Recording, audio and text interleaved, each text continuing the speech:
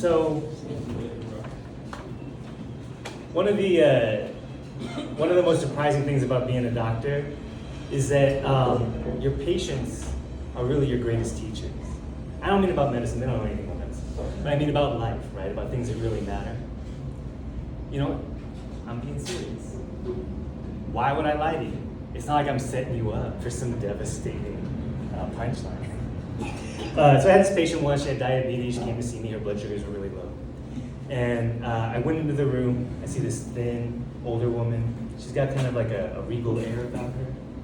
You know, I found out later she was a retired English professor. And you could tell that she was beautiful when she was younger. Still was, honestly. But, you know, wrinkles, big, thick glasses. So I'm about to ask her about her blood sugars. She hands me this notebook. She says, I put my blood sugars in there. And as I take the notebook from her, she kisses me on the hand. She gives me a wink. Right? Just like that. And it's like, you know, it's inappropriate, but I let it slide because, you know, in her life, in her lifetime, how many times has she had unwanted past made at her by some man, right? Like, she's paid her dues, you know? So I just think that in her golden years, she's earned the right to enjoy one of the simple pleasures of being a man. Seeing other people as sex objects. So I'm looking at her notebook, and it doesn't really make any sense, right? She's missing doses of insulin, she's doubling up. And so I turn the page, and now there's question marks in the margins. And I turn the page again, and it's just pictures of dicks. Just dicks all over the entire page. And I realize that what she's recording is not her blood sugars. It's her descent into dementia. Yeah.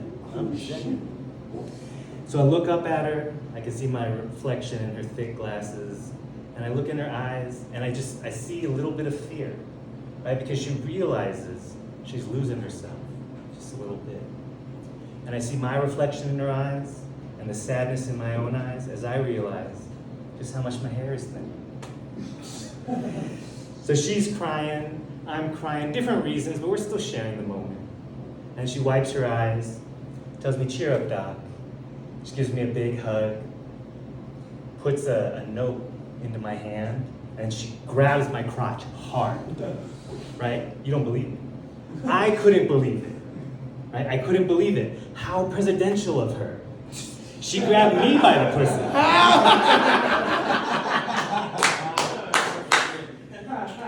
But you know, it's good to know I still got it.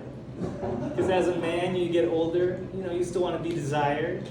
So I was touched, you know, literally.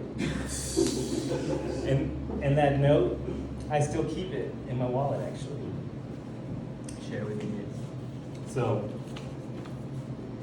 dearest, don't worry about me. God never gives you more than you can handle.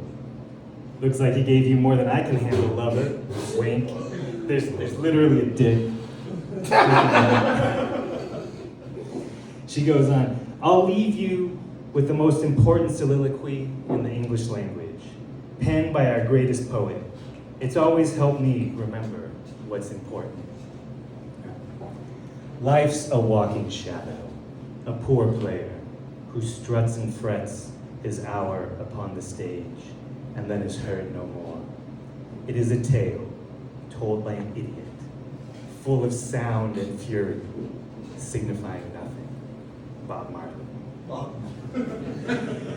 That's all you need to know about life from one of my patients. Happy Valentine's Day, y'all.